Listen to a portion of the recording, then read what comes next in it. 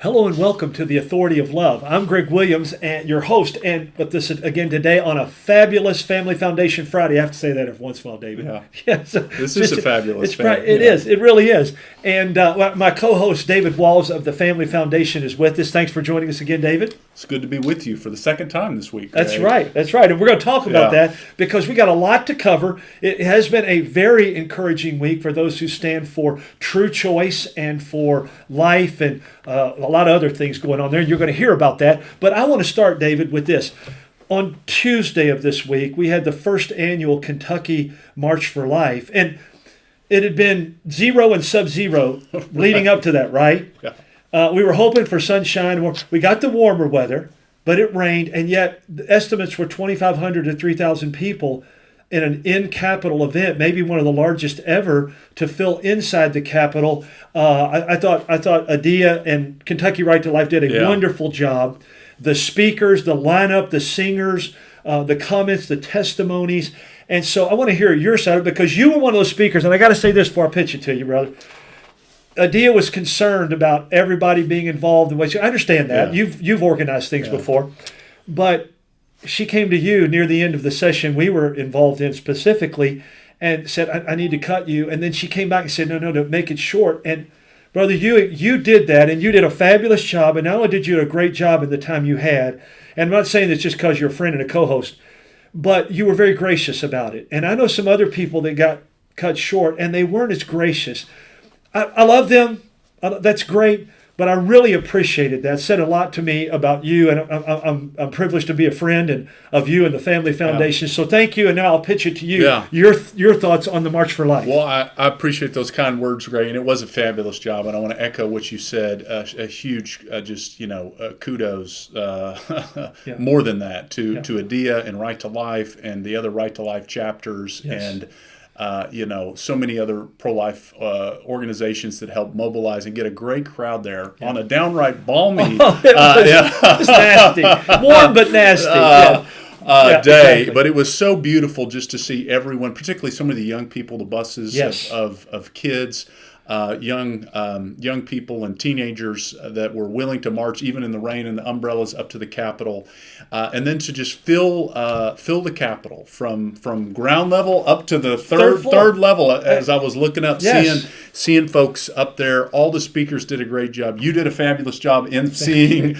a portion of the event. That was an easy part. And I appreciate what you said. And look, we've helped host enough events to recognize, and this is my commitment to anyone that ever asked me to come speak, I will do my darnest to stay in the time allotted, because I know that once you get behind, it just starts spiraling. It snowballs. It starts snowballing. Yes, it does. But it was a beautiful day for life at the Capitol. And even bigger than that, I know a number of states have been having marches for life. They had the March for Life in D.C., where I think over 100,000 people braved the snow. It's just it's encouraging to be reminded, because one of the takeaways that we continue to have, Greg, and we continue to thank the Lord. this was the 51st. This week was the 51st anniversary of Roe, but we're a year and a half post Roe coming down because of Dobbs. Right. Yep. As we continue to thank the Lord for that, reflect on the tremendous loss of life that we've experienced in this nation, we continue to need to recommit ourselves to stand for life in every arena, and that's at the local level. That's at the state level, and that's at the national level. And I was thankful for the opportunity also this past Sunday to be able to share a Sanctity for Life update at Church of the Savior, and they're just such a great congregation here in our listening area, and Pastor Steve Pearson preached a whole message on the issue of life, and I know so many other churches did. So it starts at the church. Yes. And then from there, as believers, we've got to engage the culture around us. Yeah. And to see that many folks turn out at the state capitol was an encouragement. And I'll tell you what else, Greg, one of my big takeaways was the encouragement it was to legislators, because there was the part in the program where a large portion, not everyone was able to make it, there's a lot going on, but a big portion of the pro-life caucus, which are huge, big majorities in both the House and the Senate, they were able to come stand there together, and then to have that crowd really just stand up and thank them and encourage them with the loudest roar for the work that they've done to protect preborn life. That was the encouragement that they needed, and I hope that will that will convict them to stand firm for the Yeah. rest of this legislative session as we continue to advocate that the path forward for Kentucky is to push forward promoting Yes. life, not looking to move Yes. backwards. Which was your point, Yes. as you've been saying, which was awesome, and you made it clearly in your short time. It was great.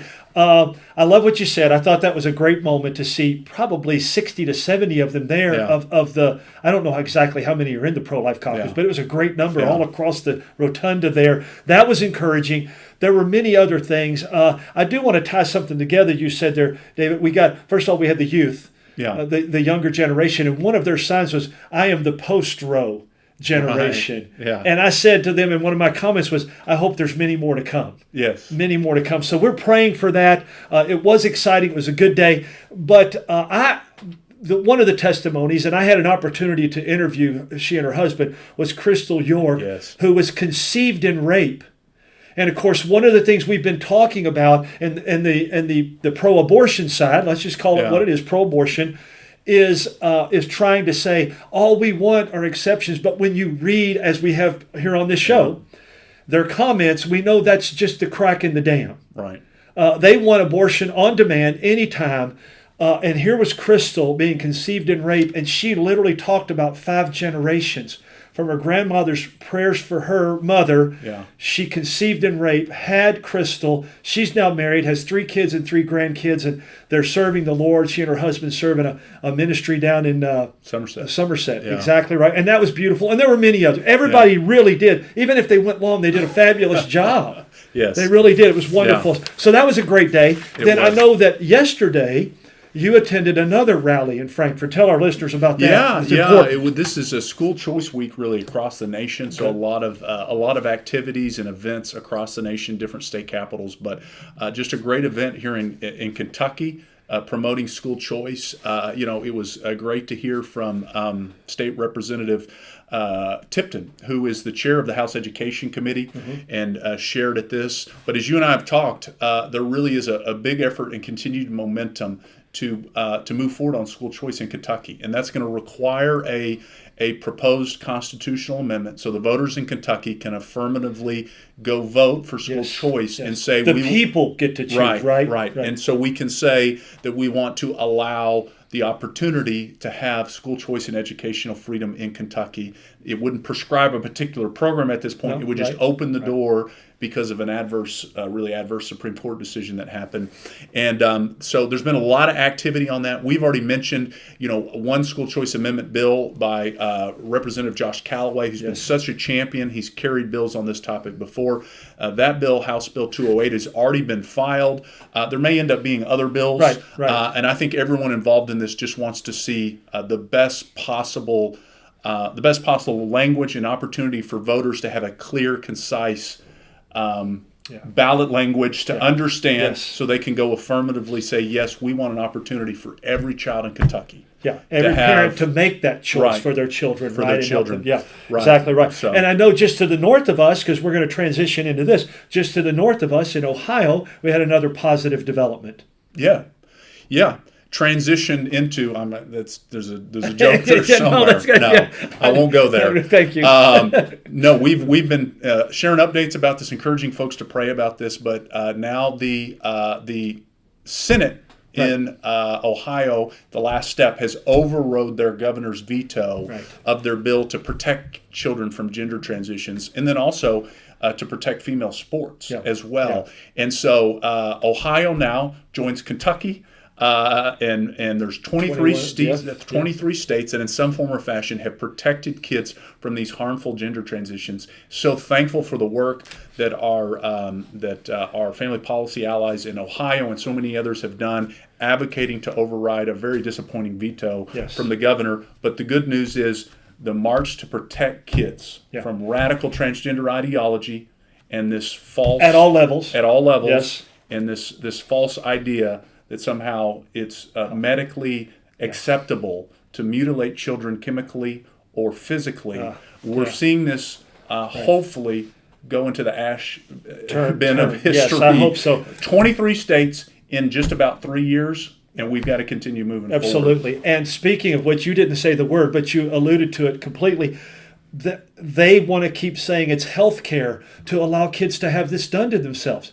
That's not health care. And we even have an issue here in our state where that's happened, where a senator, I know you've got a little bit to say, a senator is trying to override Senate Bill 150, which actually gives those protections. Yeah, Greg, just as we were prepping to talk here, our policy director, Michael Johnson, alerted me that it's actually some representatives, a House bill has been filed.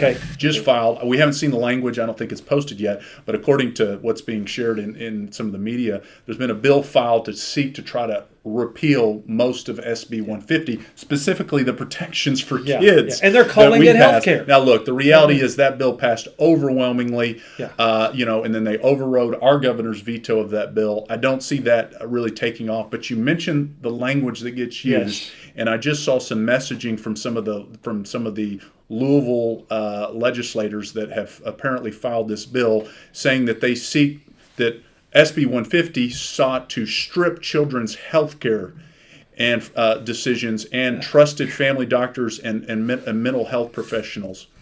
As you and I just discussed, the reality is it is not health care to mutilate children's bodies or while their bodies and minds are still developing. Certainly, it's to say that a aspect of mental health is to encourage a child to identify opposite of the true reality of who they are, who God created them to be, who they're biologically are, is not mental health care.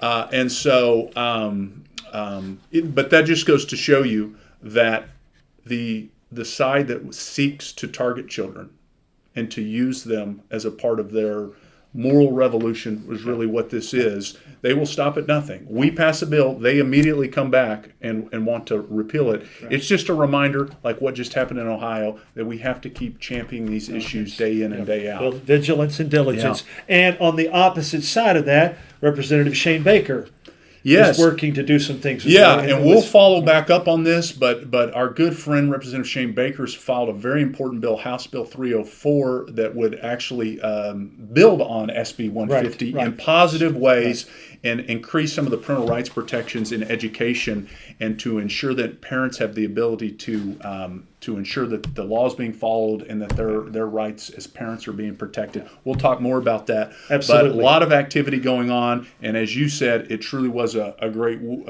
week this week, and so we want to build on that. Yes. We want to build on that with not only prayer but hands and feet and activity. So we ask you as listeners to stay involved.